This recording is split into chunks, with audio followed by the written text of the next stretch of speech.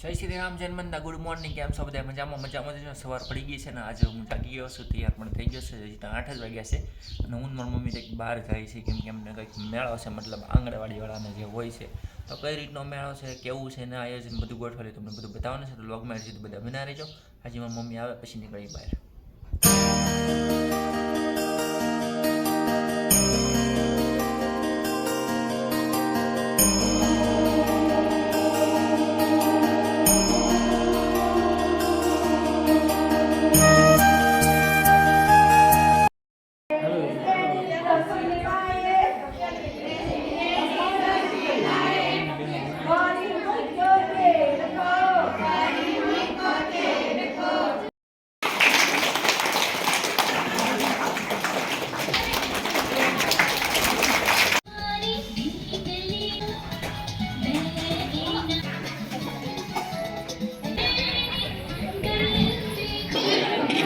બધું ટેસ્ટ કરવા બે તો જમણવાર કરતા વધી જાય ને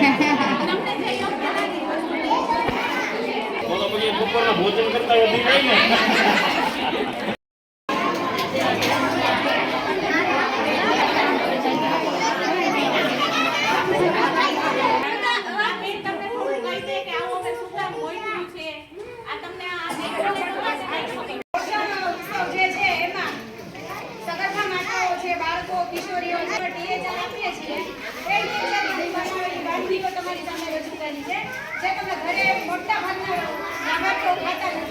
જેનો ઉપયોગ તમે આ રીતે કરી શકો છો. ઘરેની કોઈ વસ્તુ સાથે મિક્સ કરીને આટલી અવનવી વાનગી બને છે તો તમારે એમાંથી બનાવીને તમે ખાઓ, તમારા બાળકને ખવડાવો.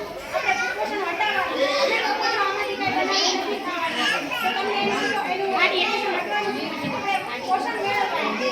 તો સરકાર આપણા માટે આટલો ખર્ચો કરે છે તો પછી આપણે બેને વાત કરીએ એમ માઇલેટ વર્ષ ગયા વર્ષ આખું આપણે માઇલેટ વર્ષ તરીકે ઉજવ્યું હતું, પણ આ બધું ઉજવવાની જરૂર ક્યારે પડી? આવા કાર્યક્રમો શા માટે કરવા પડે? લોકોની અંદર આવું જાગૃતતા લાવવા માટેનું કારણ એ છે કે આપણે આજે છે ને જૂનું બધું ભૂલી ગયા. આજથી આપણા બાપ દાદાઓ આપણે એને ગમે એને પૂછો તો આપણો ખોરાક શું હતો? ઘઉં તો પછી આવ્યા, બાજરી, જુવાર અને મકાઈ, બરોબર, અને કઠોળ જે તમામ પ્રકારના આપણા ખેતરની અંદર વાવેલા ચણા, મગ, અડદ, કળથી આ બધું આપણે જાતે વાવીને ખાતા હતા ને ત્યારે કોઈ પણ પ્રકારના રોગ નહોતા. અને અત્યારે આપણે તો વિચાર કરો કે મોટા ભાગે આપણે પાણીપુરી કે ચાઇનીઝની લારીએ જ ઊભા હોઈએ છીએ. આ બધું ભૂલ્યા ત્યારે ને કુપોષણ ક્યાંથી આવ્યું?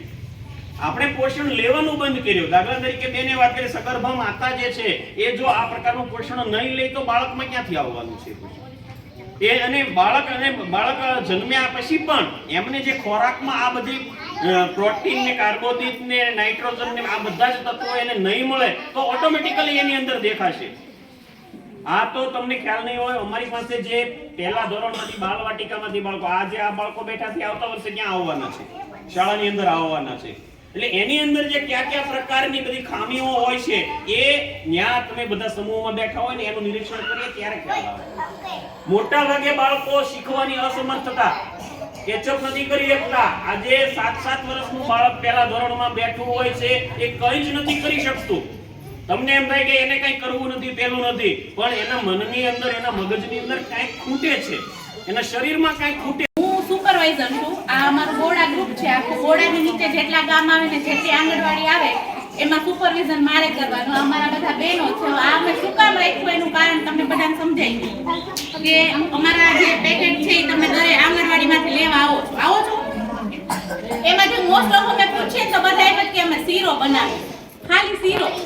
બહુ તો કોકના ઘરે લાડવા બનતા હશે વધારેમાં વધારે, પણ તમને એ લોકો નથી ખબર કે અમારી આ વસ્તુમાંથી શું શું બને. અમે અહીંયા એટલા આવ્યા છીએ કે આજે અમારે આગળ એટલી જે વાનગી પડી છે, અમારા દરેક કેન્દ્રમાંથી બધા બહેનો વાનગી બનાવીને લાવ્યા છે, બરોબર. આ સાઈડ જે અમારા વાનગી પડી છે આ બધા જે બાલ શક્તિ, માતૃશક્તિ અને પૂર્ણા શક્તિમાંથી બને છે. તમે લોકોને હું જ્યારે કેન્દ્ર પર આવું ને ત્યારે મેં જોયું છે લાભાર્થી ઘણા અમુક બહેનો તમને ઓળખતા છે, એ બધા એમ જ કહે કે અમે શીરો ખવડાવીએ, પણ શીરો ખાલી શીરો એક નથી બનતો. અમારી આ જે ટીએચઆર છે અમે ટીએચઆર કહીએ. પેલા તો પેકેટ અમે નથી કહેતા, એને ટીએચઆર કહેવાનું, પ્રીમિક્સ કહેવાનું. એમાંથી આ જે વસ્તુ કઈ કઈ બને છે, અંદર શું શું નાખીને બનાવો. અત્યારે તમે છે ને તમારા બાળક, હું કેન્દ્ર પર જાઓ જેમ કે બેન બાળકને ન ખાવાનું, બાળકને શરદી થઈ ગઈ.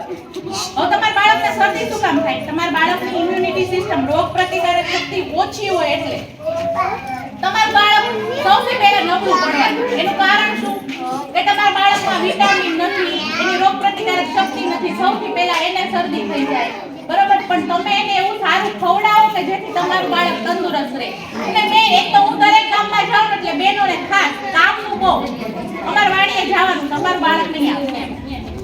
અમારા વાડીએ દાડીએ જવાનું, અમારું બાળક કેન્દ્ર પર નહીં આવે. પણ તમે વિચારો કે તમારી પેઢી છે, આ તમારી પેઢી કહેવાય, તમારી સાચી મૂડી તમારા બાળકો છે.